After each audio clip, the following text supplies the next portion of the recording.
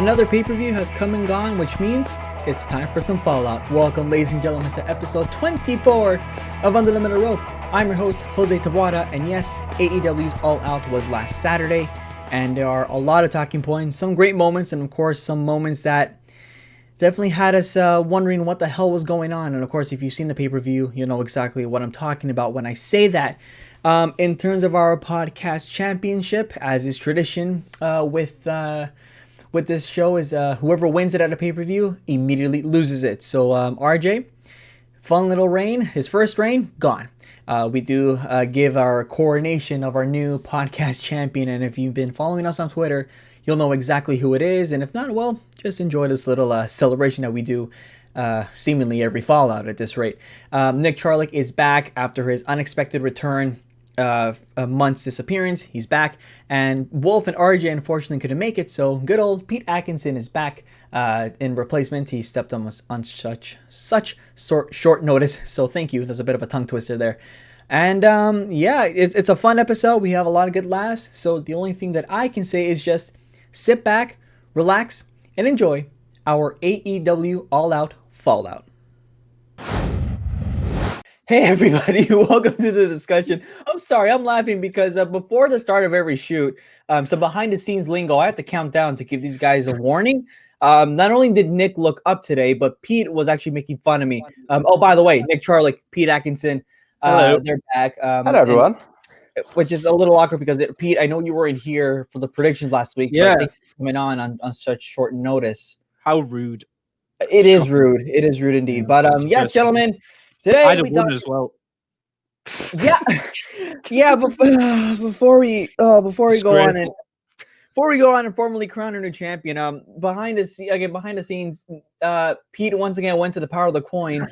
The power of the coin did get most of the predictions right. Is that right, Pete? Yeah, the power of coin wouldn't have actually won. I would have won though. My picks would have won. Show off. Anyways, and now, as I said in the introduction, as is tradition with this podcast, if you win the title on a pay-per-view, you ain't gonna keep it on the next one. And RJ's short 1 week reign was 1 week. I believe he joins Pete as the other person to have a week-long reign. Is that correct, Nope. Pete? Yep, but I have had 2 reigns, so Yeah, I've only had one since WrestleMania. But anyways, another person who is officially making officially has his first reign is none other than our good old boy, Nick Le Champion. I'm the demo god. Man, yes, the demogod of Under the Middle Rope, the now podcast champion of Under the Middle Rope. Guy hasn't appeared in months, sneaks away with the title. We cannot wait for you to lose it at Clash of Champions. And speaking of the graphics, we're gonna take a look at that one more time.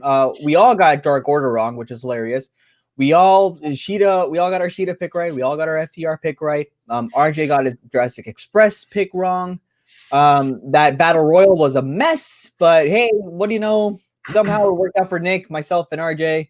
Nobody got Britt Baker right. We're gonna get into that. RJ once again messed up in picking Chris Jericho. I messed up in picking Sammy, which we're gonna get to that big of a mess. And what sealed the win for Nick was Jon Moxley winning, because had MJF won, we would have been forced to the tiebreaker.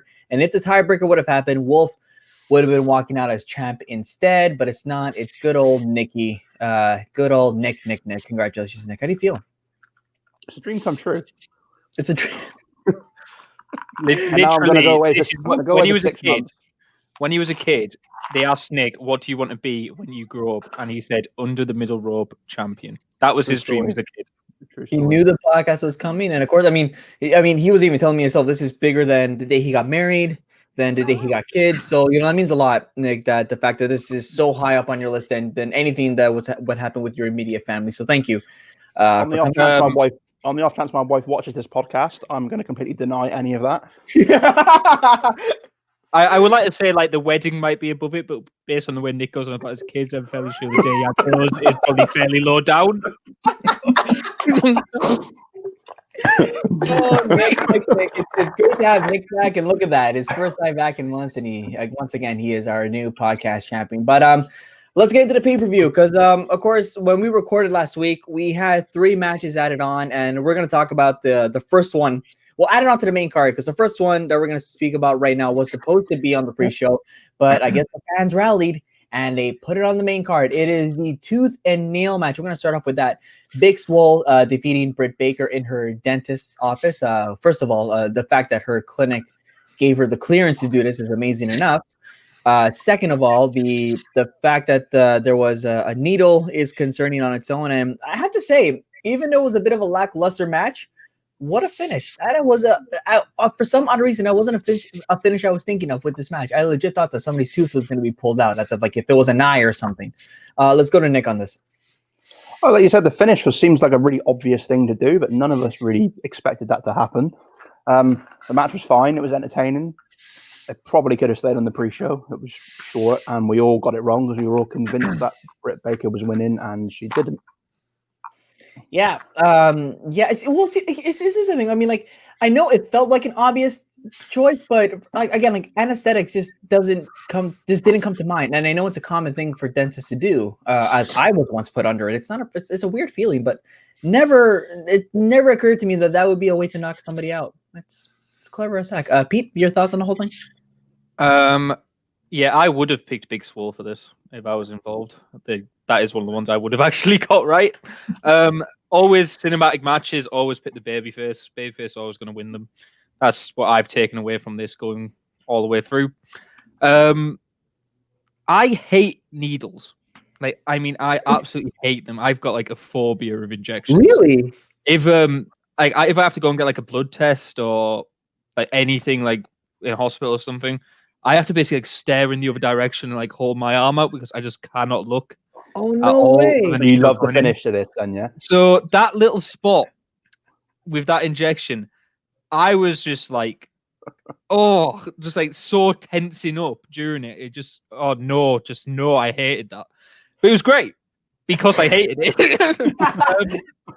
Like it really got me exactly as I think it was meant to get me in that spot. I thought the match was quite fun. I thought it was a bit crap, but I enjoyed it. I think that was kind of what it was meant to be. I know we said like the debate of it should be on the pre-show or not. I'm kind of glad they listened.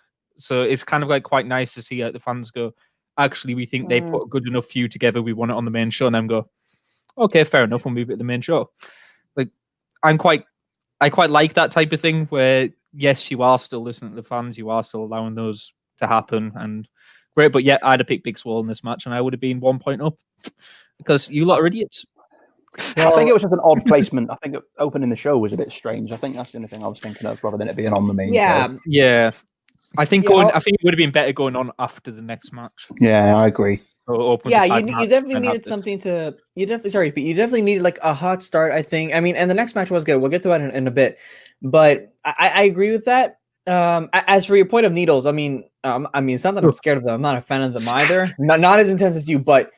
You know, normally when it comes to these kind of things and it's wrestling, okay, how are they going to simulate this? Or how are they going to, like, you know, make it look like the person was stabbed? No, they legitimately stabbed her with a needle. Nope. That went right in. So, yeah, I've had legit times in hospitals, and I saw my mum get, like, injected to have, like, blood withdrawn at once, and I just keeled over and just passed out immediately.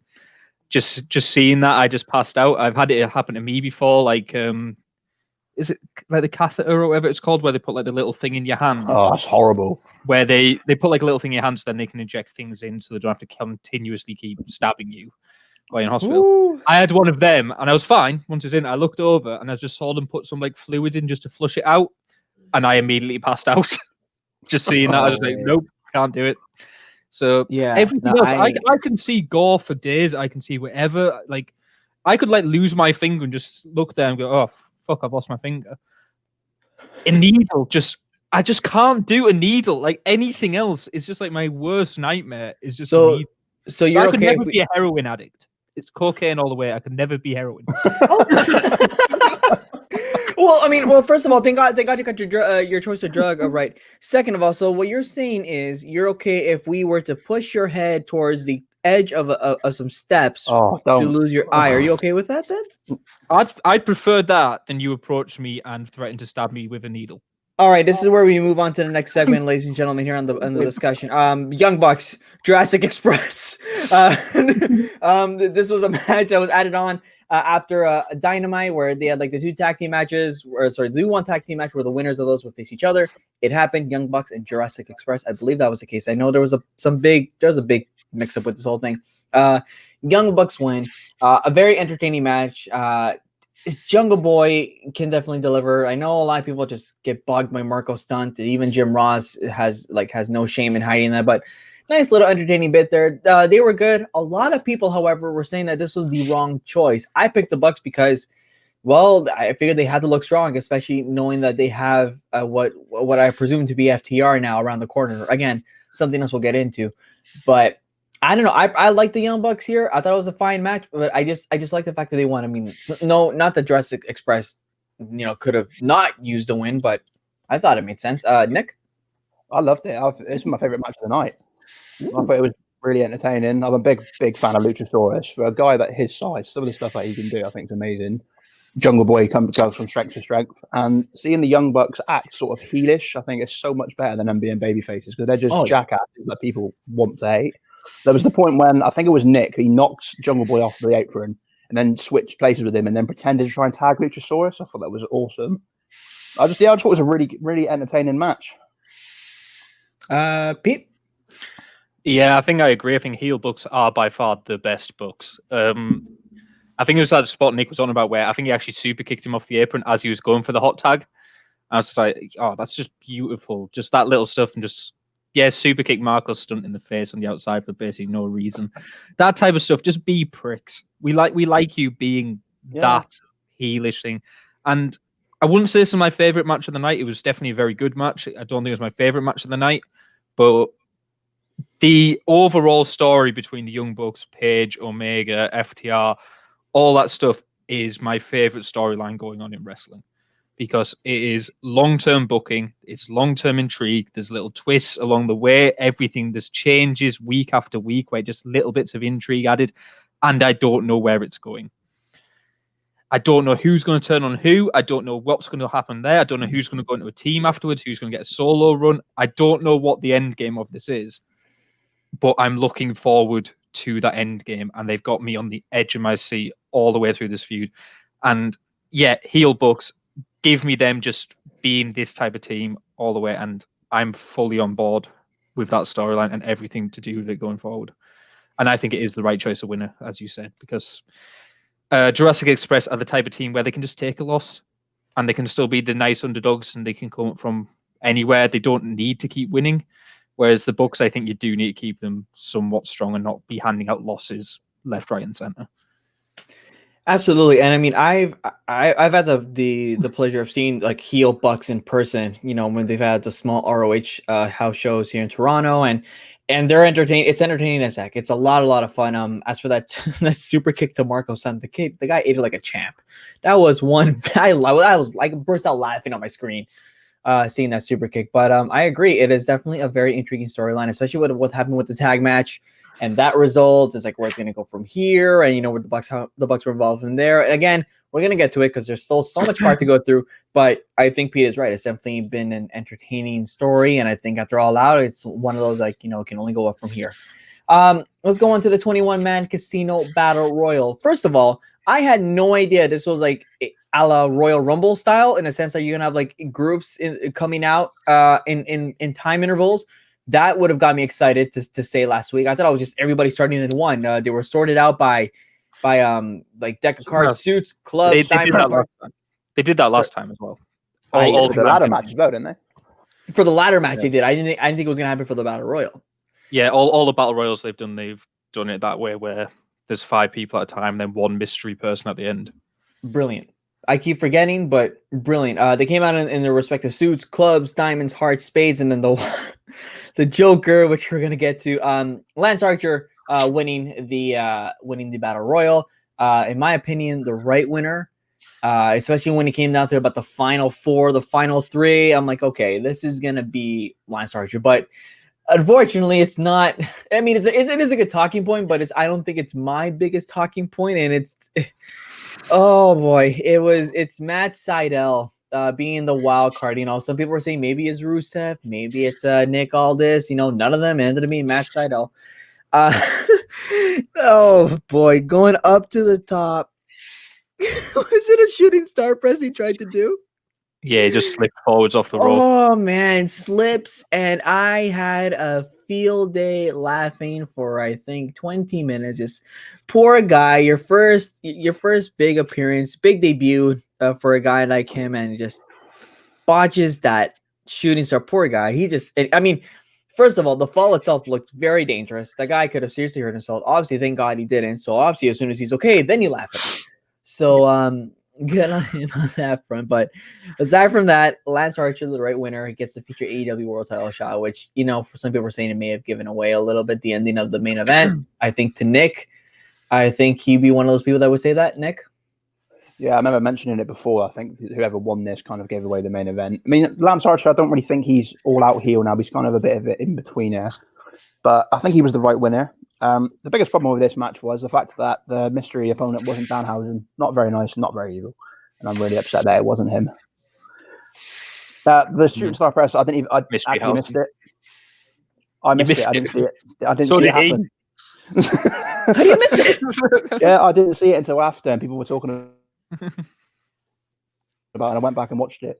And I think apparently it was really humid there, so the ropes were slippery or something, and that's what's happened. It is a big shame. Yeah, Florida is a very. But the match was fine. One thing I will say, Darby Allin is a fucking maniac. Sorry about the cuss language. I mean, we dropped the censors a few weeks back. You're good. That spot in the body bag with thumbtacks is so unsafe. Anything could have happened there. I know. But you can't even see where he's going. Like anything could have happened there. But fair play to him for doing it. It was probably his idea. Oh, 100%, it's his idea. Yeah. I mean, I'm gonna channel my inner Mark here. I mean, or not inner Mark, health and safety guy. I mean, even if it was Darby Allin's idea, why the heck? I mean, you try to talk Darby Allin out of an idea. I know, but I mean, it's so. I mean, you of all people just said you hate needles. How can you be? Oh, it's just thumbtacks. The guy can't see him. He's in a bag. He's okay. Thumbtacks are not as bad. No, they can't see him. They're inside the bag, so we couldn't see the needles. There's just multiple at the same time, so it's kind of like. It's okay to get stabbed around all over the place. Oh man, it looked bad. You remember like the casino ladder match where he decided to just do like jump off with a skateboard through a ladder for like no apparent reason whatsoever. This is Darby Allin. Like if you tell Darby Allin, oh, what do you want to do in this match? He's going to tell you the most stupid spot in the world, and he's just going to run with it because that's what he does. This was an absolutely stupid spot because it's not even the thumbtacks. It's not the thumbtacks. It's getting thrown in a bag when you can't see over a rope where you can't control your landing. Because he could have easily just landed on his head. He was close to landing on his head as well. It really was. Like, I don't care how safe you think that is. That's just not safe. I'm hoping there was almost like some padding in the bag, maybe to make it a little bit nicer. But it didn't look like I highly doubt it because it's Darby Allin. But yeah, I'd say that's almost like the biggest talking point in the match. It's just Darby Allin is an absolute idiot. But we already knew that. I just before you go on, like I just also want to add on. It's just like again, like the impact of the body, him in the body bag hitting the floor. I mean, not only are you able to control your fall, but of course, if you are on any thumbtacks underneath it, and again, they were spread across the bag, it could have literally hit his face. And those instantly, your eye, your tongue, you could have accidentally swallow it. Obviously, I'm sure he kept his mouth closed and everything, but like all over your body, as soon as you land, whatever thumbtacks are there is what's going in. I mean, like it's one thing to slam. It's one thing to slam. Like for example, seeing what WWE's done in the past. Like Mick Foley being thrown into thumbtacks or Randy Orton or Edge, or whatever. Right? It's one thing because you see at least that it's directed towards one part of the body. Not saying that I approve of it. You know that it's going to hit his back.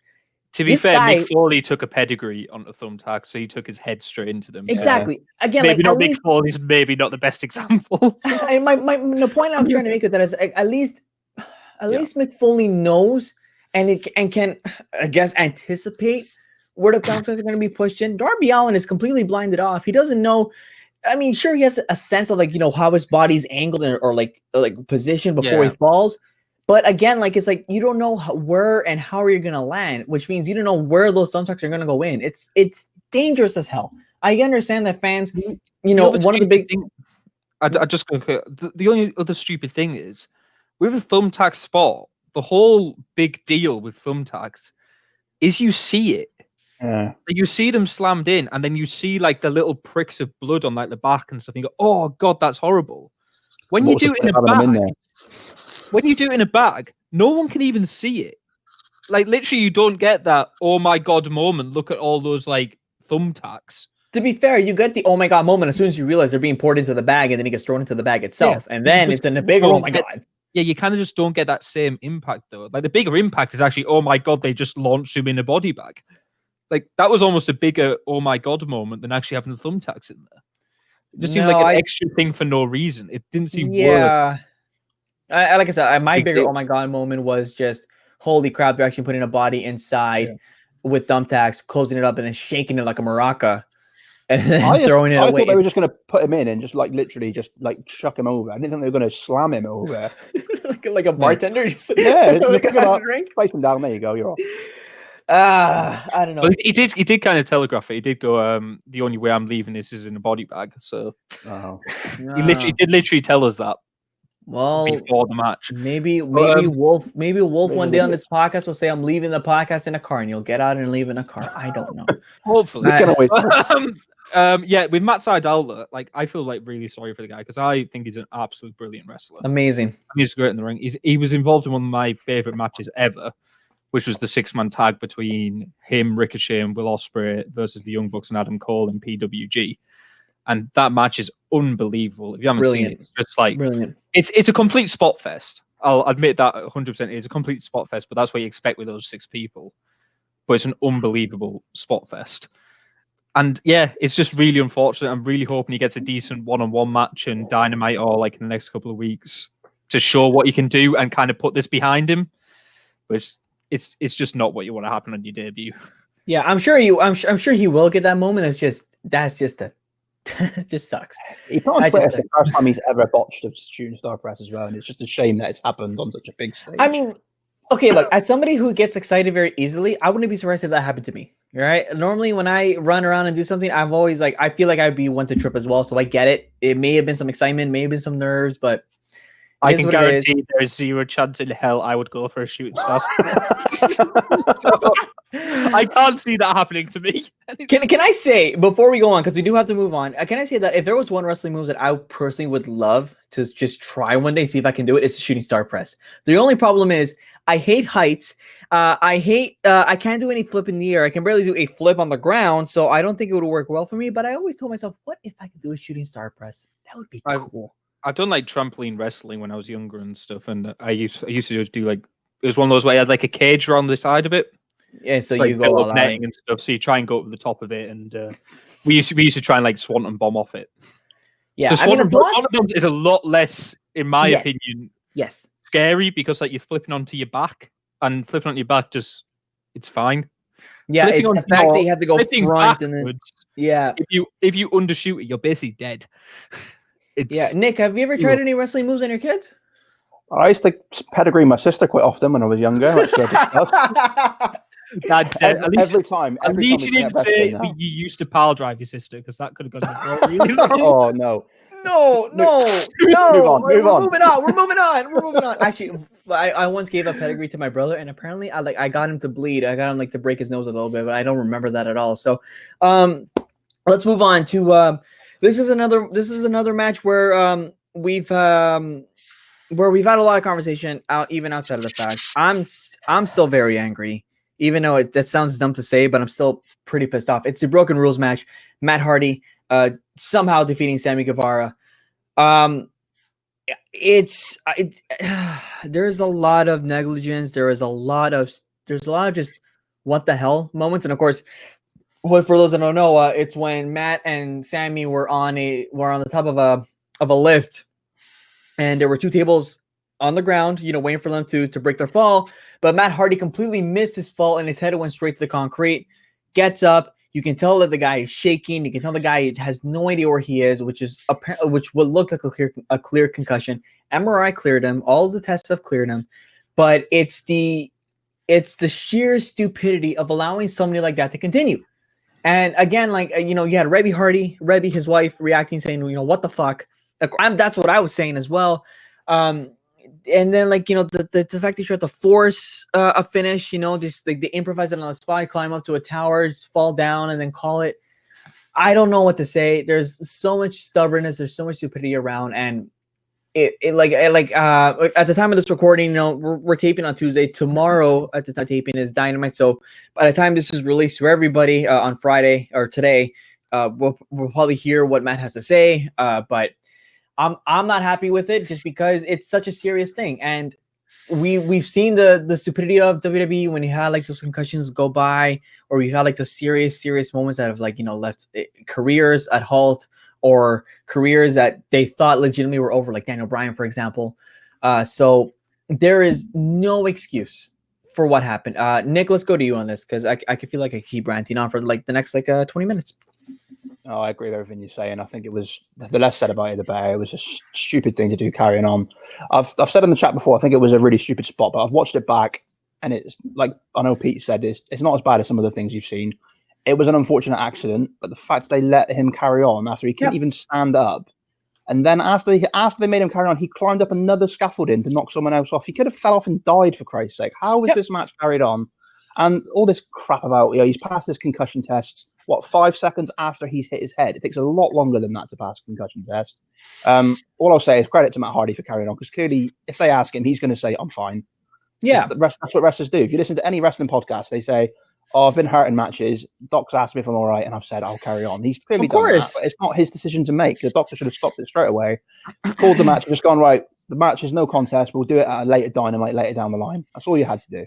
Yeah, and obviously, Jose jumped the gun and thought, "Oh, Sammy Guevara's won." Yes, I've got a point for the podcast. Yeah, I want to explain myself on that. I do want to explain myself on that. So because at the time, like in the middle of all that, right, they were saying that the match was over and that Matt Hardy couldn't compete, which meant that Sammy won.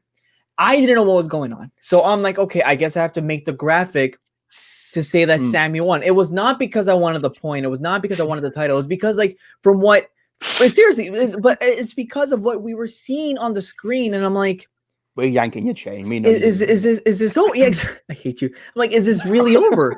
That's it? And so I'm like, okay, I guess Sammy wins, right? And then the match continued. And of course, as soon as I sent a photo to the group chat, I'm like, hey guys, here's the updated brackets. Not only did the match continue, but then the whole group started roasting me. Jose, what's the point? I'm like, oh, for fuck's sake. So I'm like, no, people, I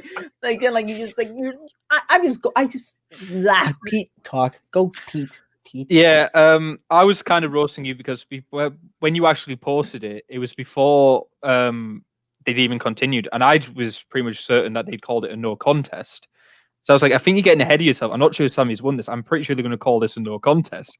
So that's why I went, Jose, you might want to slow down on that one. And then by the time I basically said that, they went, oh, they're resuming the match. I was like, well, I was even more so. But as Nick mentioned there, I don't think this was a bad spot. I don't think this was a stupid spot. I don't think it was a reckless spot to have. No.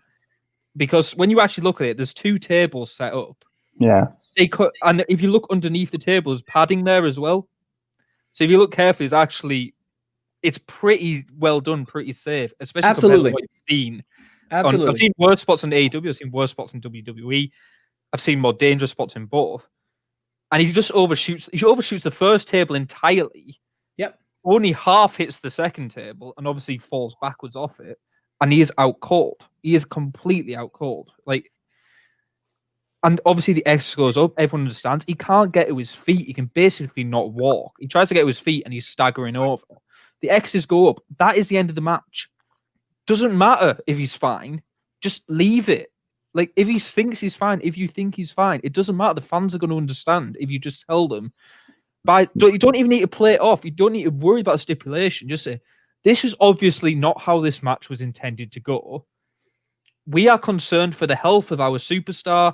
We are calling it off until we are sure that he is okay to compete. We will have this match at a later Dynamite to continue because this health and safety of our competitors is most important. That's all they need to do. And every fan worth their salt would understand that. We're not in a point where kayfabe is everything. We're in a point where everybody knows these type of things happen. And everybody cares more about Matt Hardy's health than a naff finish with a wrestler who looks like completely out of it, who can't bloody walk, trying to climb a scaffolding It's just the pinnacle of stupidity, and that doctor is an idiot. Yep. And I put in full blame on the doctor unless they overruled him. If they overruled him, there's a complete management wrong in AEW. If he cleared him, that doctor is not worth his salt. Because you cannot clear a guy who looks in that state of a concussion at that time. You're an NFL guy, Jose. You see what happens on the field when you think a guy goes in concussion. They disappear for like 20 minutes. Yeah. They don't come back the next play. They're not back on there in 30 seconds. Nope. They disappear. They run a full check, and then they clarify that. You do not risk the health and safety of him for that. And that is the worst thing I've seen AEW do in their history. It tarnished this show, which I think is a very good show throughout, except for this. And this completely tarnished it. And it was stupid. And nobody would have cared if you called it off. Yeah, no, I mean, I work in sports. I've seen a lot of head issues a lot of time, from like NFL concussions to ridiculous NHL hockey hits to the head, which obviously are banned, to MLB pitchers accidentally, like, losing the control of their pitch and it goes straight to the batter's head, or a batter swinging the ball and it goes straight to the pitcher's head back in the comeback at 103 miles an hour. This stuff happens, but in each and every one of those scenarios, I've seen, especially since I started working in sports now for nearly 3 years, all of them were left off their respective fields, either taken out of the game, or actually no, not either. They are taken out of the game and then immediately rushed to as they like to say, a local medical facility.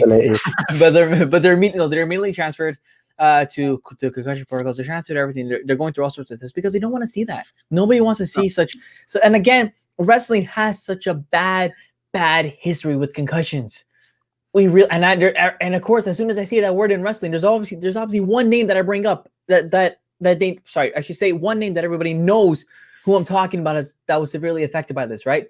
And that's something you don't want to see at all. So yes, it wasn't a bad spot. And like, of course, it's a last man standing match. It's given a different name. Of course, you're gonna want to see some crazy spots and make sure the guy is incapacitated to the count of 10. Overshot.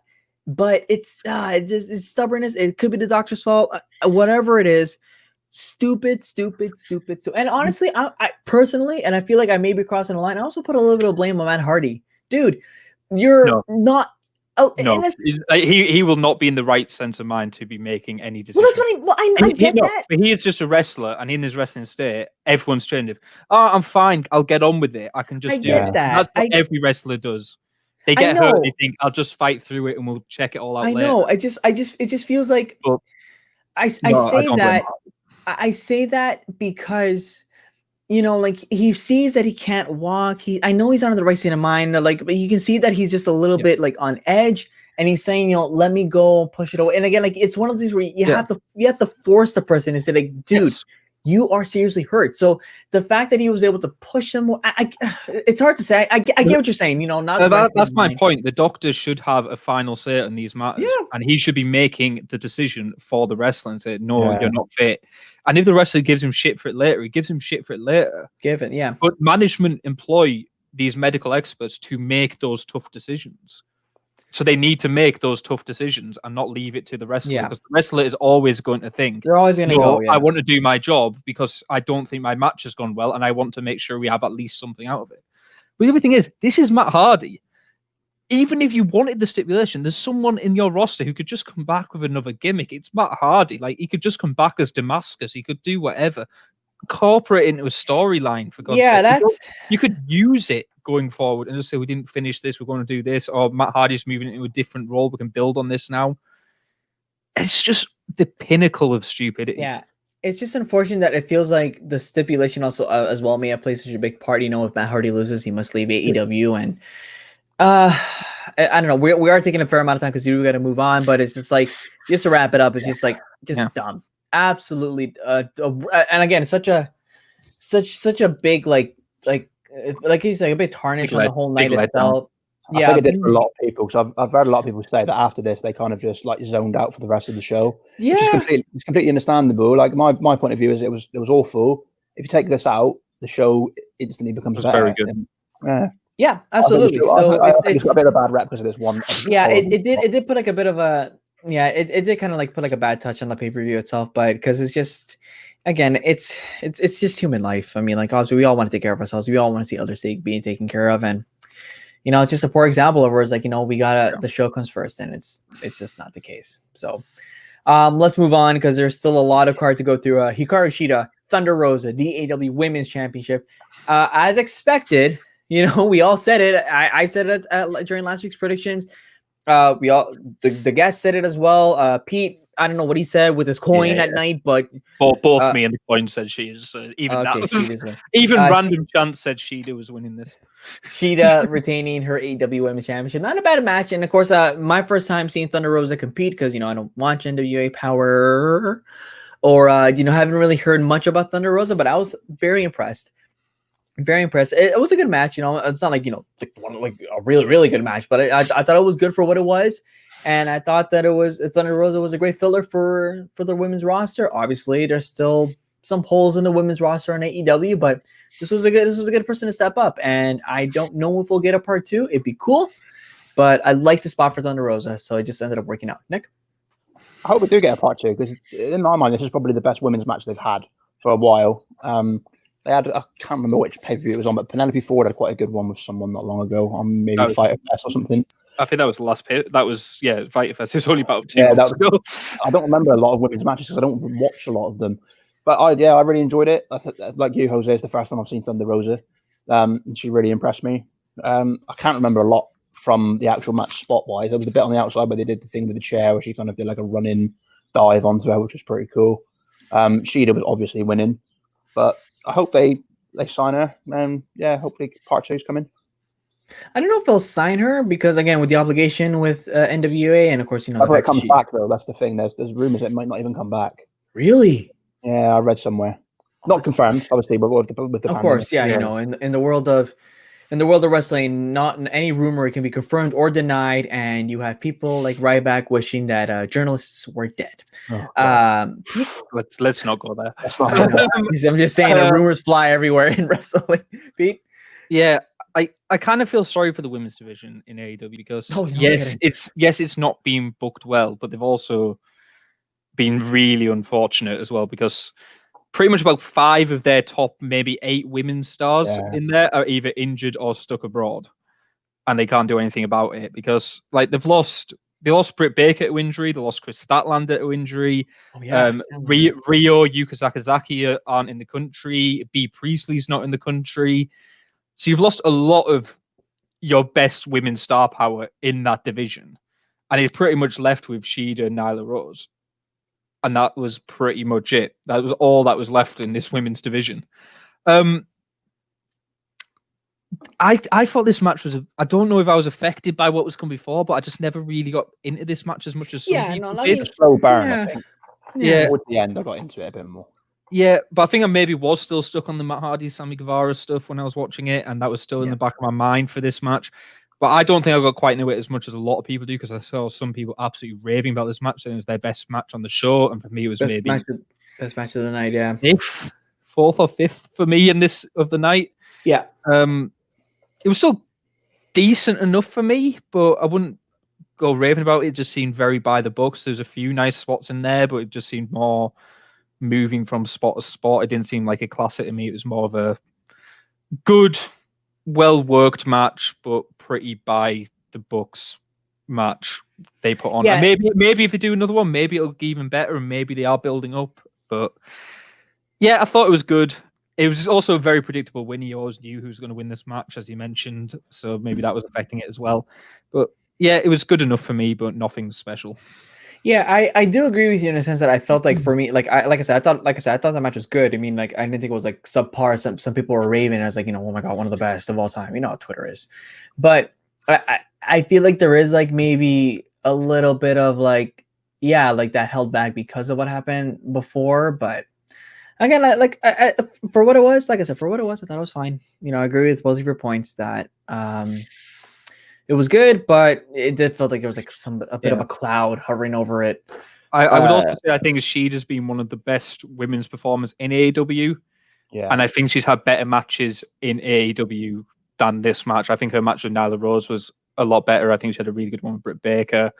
I think, as Nick mentioned, Penelope Ford had a good match with her. Rio, I think was it Rio Shida or was it Sakazaki Shida? Way back. Oh, I can't remember. But, that's a long time ago. Well, I think she's just had better matches than this one, Shida personally. So maybe that's also because I know how good Shida is. I don't think it was quite as good as those ones. So maybe that was like a comparison. Whereas if you compared it to some of the other AEW women's matches, which don't involve Shida, this was a lot better than them. So weird up. They don't get a lot of time, to be fair, do they? It's like sort of 5 minutes on a show, so you can't really judge it off of that. But Yeah, like you said, it's a shame that they're missing so many people. And I think the other thing to bring up too, and I think it's something that we'll notice along the way, that I felt like the time, because of like the short match from the Broken Rules match, I think timing just burned a lot of people moving forward, and they just didn't know how to either improvise it or could reduce time. So it felt like it was, I know I've seen it in some of the other matches that like, okay, they're trying to figure out what to do because they had to come up with something on the spot because of what happened. So let's move on. The 8-man tag team match: Matt Cardona, Scorpio Sky, and the Natural Nightmares, Dustin Rhodes and QT Marshall defeating the Dark Order, Brody Lee, Colt Cabana, Evil Uno, and Stu Grayson. It was good for what it was. I guess the only highlight or the only note to make was Colt Cabana getting chewed out by Brody Lee after Colt Cabana couldn't pull up the finish. But aside from that, I mean, I'm surprised this wasn't first. I'm surprised it was this late in the card. I'm like, really? We're doing this? This is like one of those matches that seems that, okay, that screams out, okay, this is a good opener, a good feeler for the pay-per-view. Get it going. And no, it's just smack right dab in the middle. Nick? Yeah, it was fine. It was a dynamite match. I'm surprised this was on a pay-per-view. That's what I mean. I've become a massive fan of the Dark Order over the last few weeks or so. I watched a couple of episodes of Being the Elite, and they're always the best things on there. I'm a huge fan of Brody Lee. I think he was really underutilized in WWE. And Evil Uno and Stu Grayson are so good, especially Stu Grayson. I think he's really underrated. On the other side, what are they doing with Matt Cardona? I don't get him. I really do not get him. He came in with this big fanfare, and he's done nothing since he came in. I don't know. Boy, that sounds like every other WWE talent that just debuts right off the bat. What are they doing with them? And it's only been 2 weeks. Wow. I'm not bashing you. I'm just saying that's just a common analogy. Like people anticipate something right away, and it's like Sean Spears. Yeah, brings patience, young Padawan. Patience. Sean Spears. Yeah, let's just. Anything else, Nick? Did you want to add on, or we? I think I'm good. It's just I wasn't sure if you were finished. Sorry. Wasn't sure. It was just a TV match. Yeah, it was fine. Basically. Petey? I actually really enjoyed this match. I don't know why, but I would say I'm just so intrigued by Brody Lee at the moment. I'm just so invested in Brody Lee as a character. It made me invested in this match, I guess. And when I looked at this match, it is very much just a classic SmackDown main event. Like team babyface, team heel, throw them together in 6 to 8 man tag and main event of SmackDown. That's pretty much what happens every SmackDown. So this felt like that. But I thought this match was booked perfectly. And it's one of the few on the show that I think was completely booked to perfection all the way through it. Because I thought Brody Lee, I think the most offense in on him, I think Scorpio Sky hit 1 DDT. And that was about it, the entire match. He was absolutely dominant in this match, which is what he should have been. He won the match for them. He had them completely pinned. He had them wiped out. And then went, oh, there you go, Colt Cabana. And Colt Cabana balls it up. But as Nick mentioned, I'm so on board with the Dark Order right now. And I think they've gone from... basically, it's risen through through the pandemic. So if you look at them before the pandemic, they were just Team Jobber, and now they are Team Glorified Jobber. But but no, they actually do have like a few glorified jobbers who actually have name value. So Silver, Reynolds, Angels, I think, are in that level now where they're going to put in a good match and they're not going to get squashed. Brody Lee is obviously fantastic. I like the stuff that's going on with Colt Cabana, and as Nick mentioned, Evil Uno and Stu Grayson. I think you got a very good tag team there, and Stu Grayson especially, I think, is maybe the most underrated person on that roster. I think he's actually fantastic, and the best person they've added to the Dark Order is Anna Jay. Yeah, she is excellent in that team. She just looks so sadistic and cruel and evil in that team. I think she's absolutely phenomenal. So yeah, I'm fully on board with the Dark Order. And a quick mention, obviously, to Dustin Rhodes promo after this match. Oh yeah, so brilliant. He's got a TNT title match. His age. Dynamite. God. Yeah, he kind of 32 years in the business. 32. I heard someone say that he ripped it off from like a movie or something, but even so, I don't care. He just delivered it beautifully. Damn, I want to watch that movie then. But yeah, delivered it beautifully, and I'm looking forward to that match on Wednesday. And I kind of hope Brody Lee kills him. not literally, but like I think Cody's back. He Brock Lesnar's him, basically. Yeah, probably. Nick's got a point. Probably. Cody's probably back, Cody could come back. I do want to say just before we move on. It's funny you bring up how they've risen through the pandemic, and honestly, I feel like it's because of Brody Lee becoming like that. The leader of the Dark Order, how well he's adapted into the role, how he's finally been able to portray, what we knew as WWE fans saw in him. So it's good that he's in this role. He just looks fantastic. It's like, hey, this is somebody who like this. I think is somebody that was who's suited right. And I think just like kind of like this group needs something big, a big leader, and it's him, and they got it. So Retribution. I would also like to just say, I 100% agree with Nick. I do not get Matt Cardona. I did not play Zack Ryder, and I just don't care about him. And it's the worst debut that they've done. Before we move on, I want to say about the Dark Order. Matt Cardona's debut is worse than Matt Seidel's. So, Nick, before we move on, I know Pete's mentioned this before. The one thing I love about the Dark Order is the fact that they're still actively recruiting people. Like when we had the Wyatts, they recruited Daniel Bryan, and that was pretty much it. They're supposed to be a cult. You'd think they would just carry on recruiting people for as long as they can. Don't forget Randy Orton. Yeah. And obviously Strowman. But the Dark Order have got like, 20, 30 people maybe? I know you don't see a lot of them, and a lot of them are faceless, but they've got a lot of people on there. I really like that for a cult. They just keep doing it. Well, Anna Jay's apparently number 99, so... Well, there you go. They've got 100 members, basically. They're going to get JR as number 100 after his comments in the commentary booth when she suddenly had to leave. I'm not gonna repeat him. I'm using that. I do not need another Jerry Lawler in my life. Just Jerry. All right, let's move on to the what I thought was definitely one of the more entertaining matches, if not the entertaining match of the night. FTR, Cash Wheeler, Dax Harwood.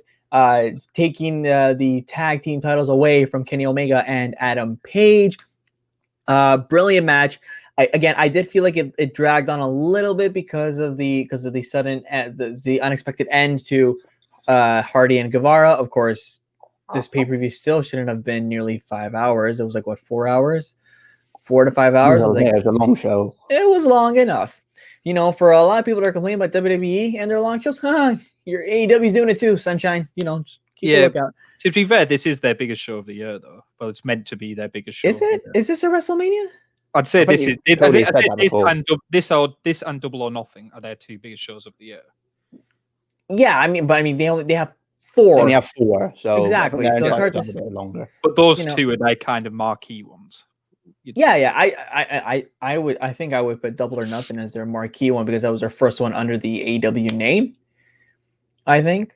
No. Yeah, it was. Yeah, it was. Yeah. No, I'm just saying. Like, anybody disagree with that? No. Yes. Yeah, but you still almost associate All In with it as well, which was kind of. One could be if you wanted to compare WWE, one's SummerSlam, one's WrestleMania. Pretty much. Works. Okay, yeah, but fine. Again, I would also say if they're only doing 4 shows a year, I don't really mind if they're 4 hours long. If there's only 4 in a year. Fair. Whereas I don't want a 4 or 5 hour show every single month. That's a very different. Okay, I'll withdraw my statement. You got it there. You're allowed your opinion, Jose. I just disagree. Who the hell brought you? You're allowed your opinion, even though it's wrong. Thanks, sweetie. Brilliant ending.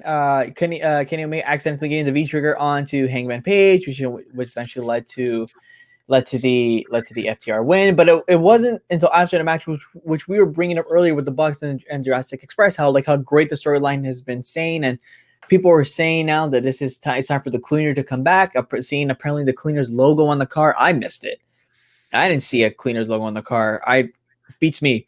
But and he went through the heel tunnel, the magical heel tunnel. I'm like, okay, I didn't realize that the tunnels were assigned. That is my fault for not picking up that one was heel and one was face. That's back from my WCW days. It's like the left tunnel was always the heel tunnel, the right tunnel was where the faces came from. But that's very traditional WCW rather than I haven't noticed it as much in AEW. I didn't realize it until someone pointed it out. Kayfabe stupid. So again, I thought it was a great match. Obviously now you got a bit of a story now with Adam Page, I guess finally on his own at this rate. Nick, your thoughts on the match? Yeah, it was a really great match. It wasn't what I expected. I thought it wasn't. I don't think it was quite as good as the one at Revolution, but it was a different style of match.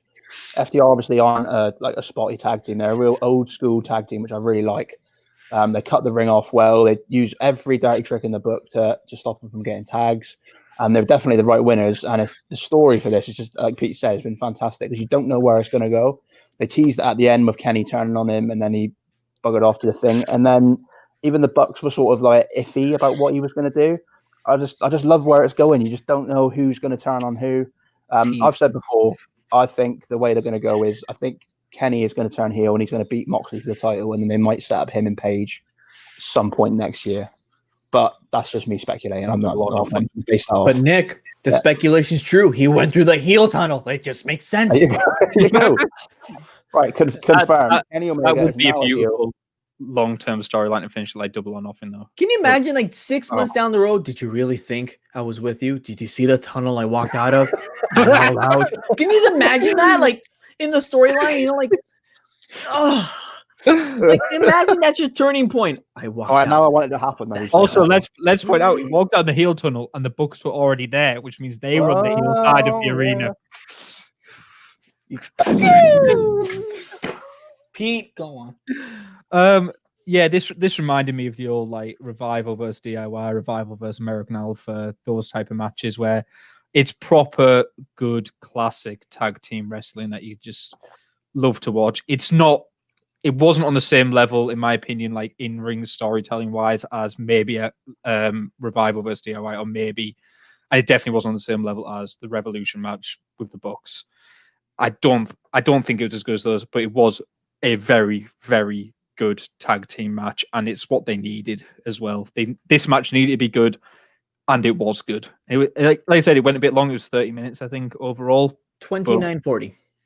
Well, wow, Mr. Pedantic over there. I have the go on. Call me out on those 20 seconds, why don't you? But I'm sorry, you've called me out on how many things since I've met you, sir? Yeah, but you're always wrong. So ooh, shots fired. by the way, guess who's not on next week's podcast? Yeah, that guy. So yeah, it was a great match. I love the stuff with Omega at the end.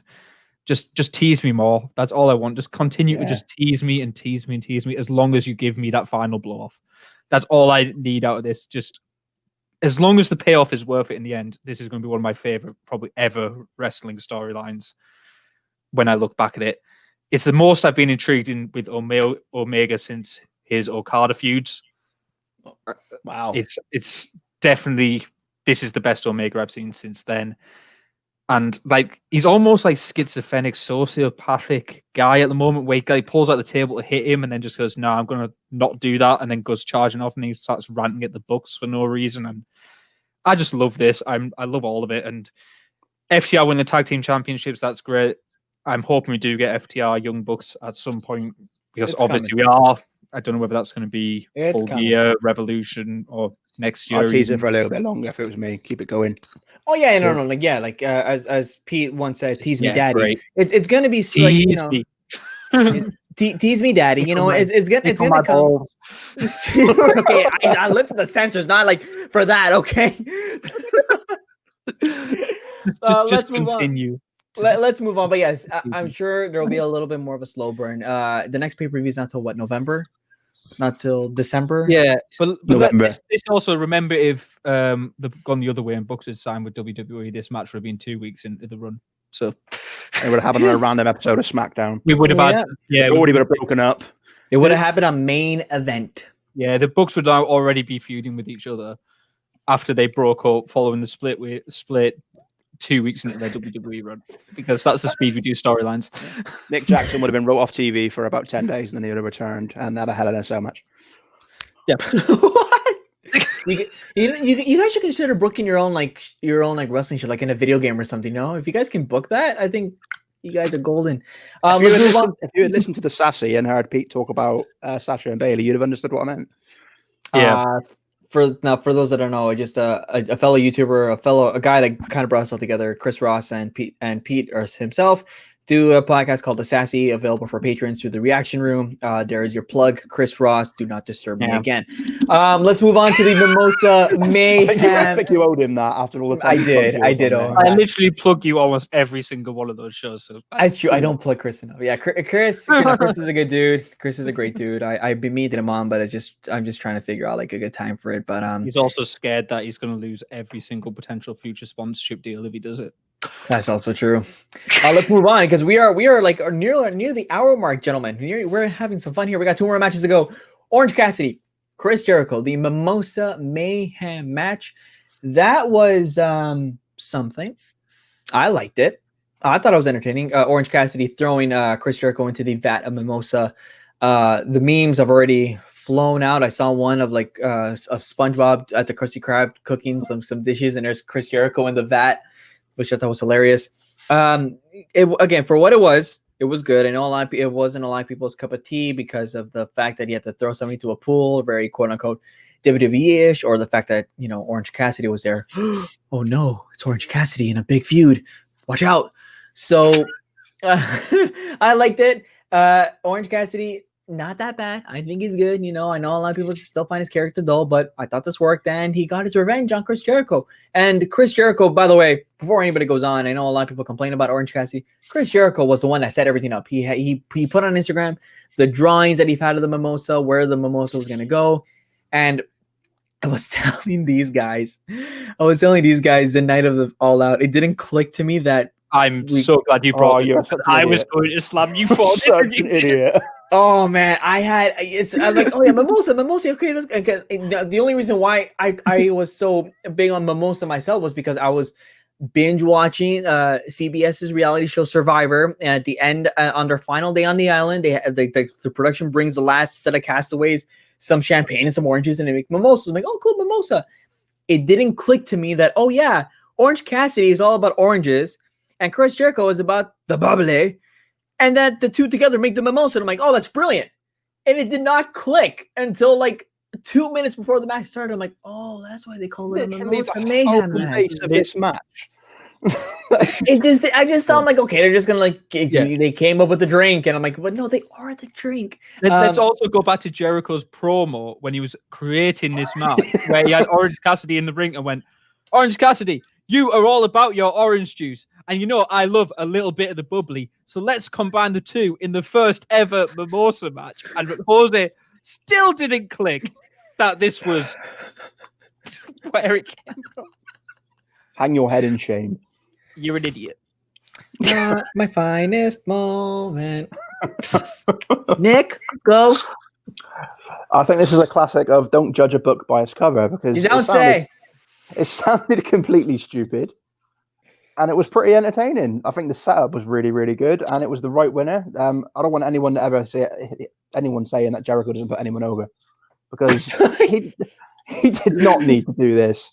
And he put him over big. He lost the match. And like Pete said before, when he got knocked into that pool of mimosa, he actually sat there and he looked like he enjoyed it. He was like, this is my fantasy.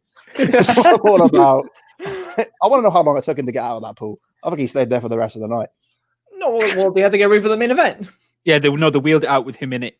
Yeah. He sat there backstage watching the main event in his pool of mimosa, drinking some bubbly. Yeah. Pete? Yeah, this was just fun, I guess, because I thought this was going to be crap, and I enjoyed it. I thought it was entertaining. I was so kind of realistically hoping that one of them would just slip in when they were like tiptoeing around the edge of it, just accidentally finish it, accidentally fall in and finish. Chris almost did. Chris almost had a few times where it's like, oh my god, I'm about to lose this match. It was not. They could have had some accidents very easily. Oh, sorry for that. Yeah, you're right. It wasn't everyone's cup of tea. It was more of a battle for Mimosa. I actually loved the layout for this match. I actually loved the actual arena layout for this match, because I was expecting some like crappy looking glass fish tank. A blow up pool. at the side. Yeah. Like, do you remember like the old, was it Fighter Fest the year before where they had like the blow up pool with like whatever his name was, and I can't even remember the guy's name. I can't remember now. Who cares? But they had that like little crappy blow up pool. I almost expected that, and I'm kind of glad that it actually looked good in a way. It looked brilliant just on the side of the ring. Yeah. I'm like, that makes sense. Like on both sides, like there was two little pods rather than one, because they didn't need two. They could have easily just had one. I still kind of wish it ended with like a submission, just because they could. And just to watch everyone's disappointment if it had ended with like a Walls of Jericho tapped him out. Just never touched the mimosa at all. And then just both walk off backstage. But no, I enjoyed it. It was good fun. I think it was maybe the most entertaining of their three matches. Maybe not the best technically, but I don't think it was supposed to be a big technical match. Again, you're throwing somebody into a I think it's the most pool. enjoyable. So, I enjoyed it. Yeah, I think they enjoyed it. Maybe enjoyed it. And again, like at the end of the day, I know people want to be entertained or people want their wrestling to be a certain way, but if they're having fun, then just have fun with it. Even Lex kind of enjoyed this, so that's saying a lot. Our anti AEW analyst Alex Mirza, guest that appeared for Double or Nothing. You know, if he like someone enjoyed it, you know, good for the anti AEW analyst. Good for Mr. him. Completely anti Orange Cassidy. So. Oh my God, the guy would have like, you know, posters up all around Washington D.C. if he could. Yeah. I'm still not sure why it was a mimosa match though. Like, where did the mimosa come from? It wasn't mimosa. I'm saying that now. When he scooped it out into that glass, it looked like piss. It was not mimosa. I'm fairly sure it was orange. I thought Jeff Hardy had come down for a minute. Fucking hell. It was either water with orange food coloring or just like orange squash. All right, let's get to our main event of the evening. Wow, why did I say it like that? Jon Moxley, MJF for the AW World Championship. Moxley retained. Of course, I was saying that I thought it was MJF's time because he had the perfect record, which of course Nick reminded me that no, so did Moxley. So I looked dumb. I looked bad again in the last 15 minutes already. Recurring theme. A very recurring theme. Yeah. Boy, isn't it great that I have this podcast going? Again, a solid match, a little long. Well, I shouldn't say a little long because it was within the predicted time restraints of, you know, of what we had, right? I mean, like the unofficial match time was 23:40. Wolf predicted 23:45. The guy was 5 seconds off. I was a few minutes off, so was Nick, and RJ was nowhere. But again, I wasn't invited. You were not invited. That's right. Did the coin predict the time too, Sunshine? No, we didn't. We didn't go for time in this one. You sound like you have like such an up and down relationship with this coin that you've had like so much years of like history with the coin. Dude, like it talks to me. It's just like I hear its voice inside my head. It talks. All right. To me. So again, like I get another brilliant finish to the match. You know, with Wardlow throwing MJ up the ring. Of course, the paradigm shift was banned, but you know, as soon as Moxley realizes that, you know, MJ was going to cheat with the ring, and he's like, "Hey, the referee's turn around. I can use the paradigm shift." I thought it was creative. I thought it was a nice way to cap off the pay-per-view. MJF can bleed like a son of a gun. He must have. I know people were saying he bladed or he bladed wrong. He messed something up that he looked like a loose version of Kane's '97 debut mask. It just looked bad. Like he was just bloodied up, which of course is every AEW fan's dream come true. Apparently, Nick. Yeah, it was a really good match. I think we all know what we're going to get from Jon Moxley. MJF, man, he is so good. For someone who's only done this for 5 years, he's so smooth in the ring. He's 23. On the mic. 23 years old, that guy is. He's got a big future. It does make me sick. He's that good at that age. I don't even know what he's younger than all of us. Definitely younger than me. You know, I mean, I'm 26. Pete is what, 30? 30.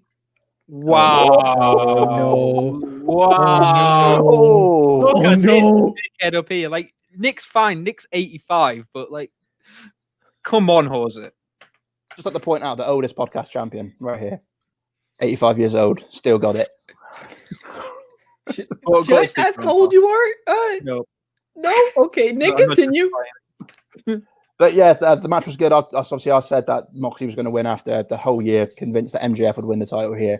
And then when I sat back and thought about it, I thought that Moxley's only defended his belt, I think, once on pay-per-view before this, maybe. So they're going to want to keep him a little bit longer. I think either the next pay-per-view or maybe Revolution, he'll lose it. Possibly to MJF, because now that he beat him with the paradigm shift, MJF now has something to complain and moan about the whole time, and he can justify getting a rematch. Yeah. So keep it going, I say. I think obviously Lance Archer won the Battle Royal. I'm not sure if that's going to be a pay-per-view match, and that'll be a filler feud in between. And then I think we may get a rematch at Full Gear. Could get either way. It could be a triple threat for all we know. Oh, they could do it that way. It could very well be a triple threat. I mean, it's you have your options. You have to get a good avenues to take, which is it's a good problem to have. It's just a matter of like, when do you want to execute when. And the thing about Lance Archer is like it's kind of similar to like I'd say maybe in a sense like the Money in the Bank rules is like like it could happen anytime. I mean, I'm sure it's gonna happen maybe sooner than later, but it's a good thing to have. It's a good issue to have, and I am down for Moxley MJF too. Because I'd like to say as well that I like that with every time that MJF, I think he's obviously lost in this match, then he lost in a tag match. Every time that he loses, Wardlow has something to do with it, and I like that they're sort of slowly trickling in little teasers that those two are going to break up at some point. It's going to happen, but I don't think it's going to be yet. Yeah. Pete. Yeah, I think this is the right decision actually as well, because if you look at the AEW roster, there's a lot more top level heels than there is top level faces. Because in the face side, you've basically got Moxley, Cody, and Darby Allin. That's probably about it. And Cody's tweener by this point. But heels-wise, you've mentioned Omega. We've got Lance Archer coming up. You've got Brian Cage in there. You've got Brody Lee. Pac, if he returns as well, that could be another nice feud. You've got MGF. So there's a lot more. Jericho, obviously, as well. So I think there's a lot more people at that level from the heel side who can be realistic challengers at this point than there is on the face side. And I think there's a nice few feuds you can go into in the next months or so. I think Nick's got a good call with Omega winning the belt off him. I think it's probably not a bad choice. And I don't think they're going to be a company that very quickly hot potatoes the belt as well. I think they are going to be one where almost every champion's going to have a 100-day reign. Yeah, it sounds right. They're going to treat it as a big deal. It's going to be a bit like New Japan's top belt. They're going to treat the reigns prestigiously. This was my favorite match on the show. I thought this was a fantastic match. I thought it was an excellent match. I thought the first 5 minutes, I was like, oh God, it's a bit slow. It's a bit like a Randy Orton match. There's a lot of like rest hold and that. And yeah, I was a bit worried by that point, but I thought it built really well. I thought it built. And I thought the blade job was actually done quite well. Because initially I had the shock of, oh my God, he's bleeding a lot. Oh yeah, absolutely. It stopped very, very quickly.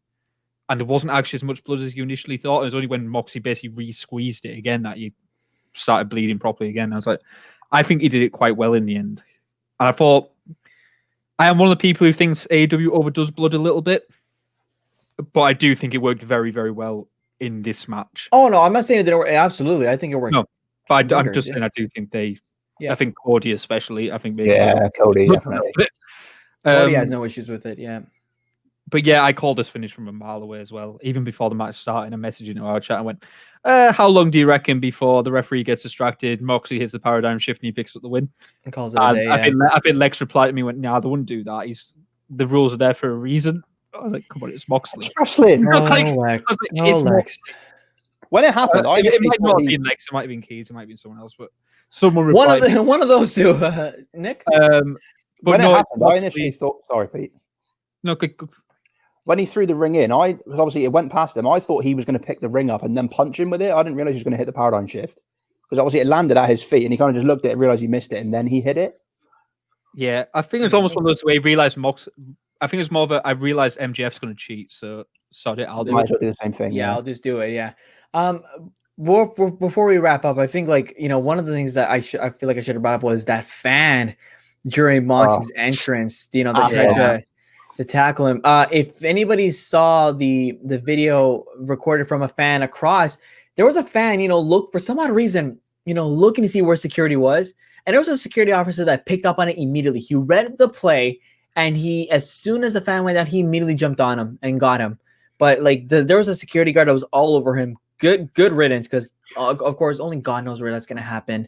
The best bit about that was the fact that Moxley went back to look to see who it was.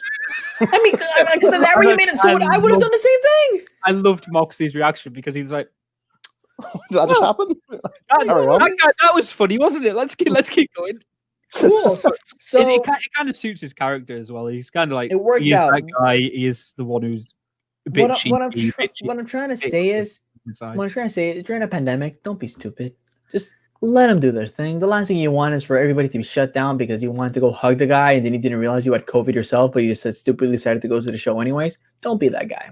I've seen someone on Twitter. Say, sorry, Nick.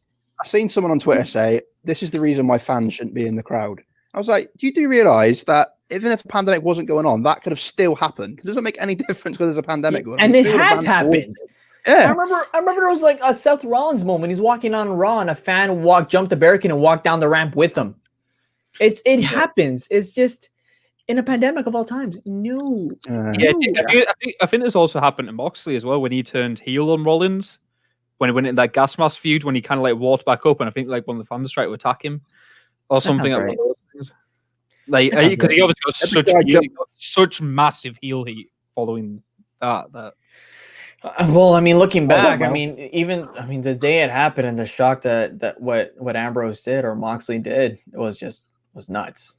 It was executed so. I hate saying that it was executed so well because they took advantage of such a real life situation, but and then it just went. Yeah, went downhill from there. Okay, so guys, final ratings out of 5, a la Dave Meltzer. Nick? For the whole show, I'd probably give this a 3.5. It was a really solid show, and I think without the Matt Hardy stuff, people will be rating it a lot higher. And I think that's dampened a lot of people's view on the show, which is a shame. I mean, I understand it because it was a terrible moment, but don't let that spoil the rest of the show. Pete? Yeah, I think I'd go like 3.754. I think there was a lot of great stuff on this. I think there was 4 or 5 very, very good matches. Maybe didn't have the standout match that some of the other events have had, but I thought it was really good. But again, without the Matt Hardy match, I'd probably be at like a 4.5 or something. But yeah, it does drag it down. And it's what this event's almost going to be remembered for. And that's a shame because there were some very, very good matches on the show. Yeah, it's funny, on Twitter, and I was replying to somebody on Twitter, our good old friend Tommy Armstrong. I was saying 6 out of 10 because the Hardy thing was just so big to me. That's just it put such a damper on the event. But and then Pete replied through the Sassy account or his burner account, I think you rated it too harshly, jerk. So I mean, I didn't say you rated it too harshly. I said I actually agree closer with what Tommy said. In my opinion, the same thing. I didn't. Yeah, you're still entitled to your opinion. If you think it's a 6, you think it's a 6. What did you say? I disagree. What did you say? Jose with the harsh verdicts. He was harsh. That's what I'm saying. No, but I think I'm gonna go with Nick on a 3.5. I was gonna say 3, but then okay, you know what? Looking back at everything, okay, it wasn't that bad. I mean, I just thought that again. I thought that some matches dragged out a bit too much. To be safe, I think I'm going to say 3.25 because I think some of the matches dragged out a bit long, and the Hardy thing was just again too big to pass and just say, oh, but the rest of the show was good. Like, no, that's pretty big. Yeah, that overlooks your company, right? Your company is represented by that moment. So, everything they do in the show. Yeah. Pete. What do you think was this like second lowest point on the show? Just out of curiosity, if you take the Matt Hardy match out of there. Probably the Battle Royal. Yeah. Maybe. I mean, I know we've had some fair amount of botches there. I mean, the Seidel thing was the Seidel thing, but I mean, Royal, isn't it? I just felt like I think with the Battle Royals, like I think you kind of need to play it off like a little bit like a Royal Rumble in a sense. So you need to have 2 competitors that were like absolutely convincing. Eddie Kingston wasn't convincing to me that he could win it, right? Because as soon as we saw Archer, I'm like, okay, Archer's gonna win this, right? And people were saying like, oh, there's no way Seidel's gonna win after what happened, right? Like, surely you don't want Seidel winning this whole thing after the botch, right? So I think like if he was in the final, like maybe there's a bit of bias, but if he was in the final, like with some of the people that we picked last week, Nick, like Archer and Darby or Archer and Brian Cage, they think there would have been a little bit of more spice to it. Right? Yeah. They're like, okay, where's it gonna go? Right? Like, oh boy, here we go. One quick point on that: Eddie Kingston didn't get eliminated. Yeah, I mean, we were saying about this the other day. He went under the bottom rope, didn't actually go over, and I hope they use that. Yeah. Oh yeah, I could use that in a promo. Yeah, I stick by it. I'd say the battle royal was like probably the I didn't lowest think point. it was overly bad. It's just the battle royals just usually. No, I'm not saying it was bad. It's just like it's a battle royal, and like these things are for the most part like just generally like just trying to try to just go through it. Anyways, I think that was kind of my point of just like if you actually do take that match, there wasn't anything that was very bad elsewhere on the show. There was just one very bad thing on the show. Like there wasn't anything else that was particularly. I've really been enjoying. Yeah, and again, I think again, like I was saying with my ratings, just like it still feels like some of the just because of what happened, like the timings on every match just kind of felt like they had to like either stretch it out or cut it quick, or it's like I felt like nobody was able to find a perfect balance after that, which again takes a hard hit. So.